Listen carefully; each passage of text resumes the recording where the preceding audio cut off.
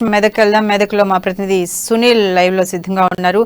మెదక్లో బండి సంజయ్ ఎస్ఎస్సి పరీక్ష paper leakage వెనుక బండి సంజయ్ అస్తం ఉందన్నట్టుగా పోలీసులు అక్రమ అరెస్ట్ చేసి తీసుకెళ్లిన నేపథ్యంలో బీజేవైఎం కార్యకర్తలు అయితే అక్కడ భారీ ఎత్తున ఉద్రిక్తతను నేపథ్యంలో అరెస్ట్ చేస్తున్న క్రమంలోనే దానికి సంబంధించి ఏదైతే సీఎం కేసీఆర్ దిష్టిబొమ్మను కూడా తగలబెట్టే ప్రయత్నం చేస్తున్న ఘటనలు మనం చూస్తున్నాం. దానికి సంబంధించిన డీటెయిల్స్ ఏంటి సునీల్?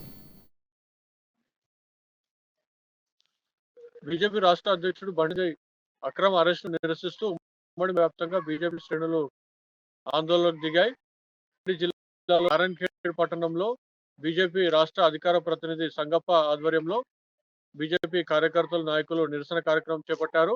సీఎం కేసీఆర్ దిష్టిబొమ్మ దహనానికి యత్నిస్తుండగా పోలీసులు వారిని అరెస్ట్ చేసి తీసుకెళ్లారు. మరోవైపు సంగారెడ్డి పట్టణంలోని కొత్త బస్టాండ్ ఎదుట బీజేపీ బీజేవైఎం నాయకులు సీఎం కేసీఆర్ దిష్టిబొమ్మను దహనం చేశారు.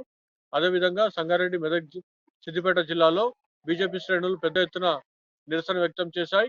అక్రమ అరెస్టులు చేస్తూ బీజేపీ రాష్ట్ర అధ్యక్షుని ఇబ్బంది పెట్టే ప్రయత్నం చేస్తున్నప్పటికీ తెలంగాణ రాష్ట్ర ప్రజలు మాత్రం ప్రతి అంశాన్ని గమనిస్తున్నారని, అవకాశం వచ్చినప్పుడు సీఎం కేసీఆర్ కు బీఆర్ఎస్ పార్టీకు తగిన గుణపాఠం చెబుతారని బీజేపీ నాయకులు చెప్తా ఉన్నారు.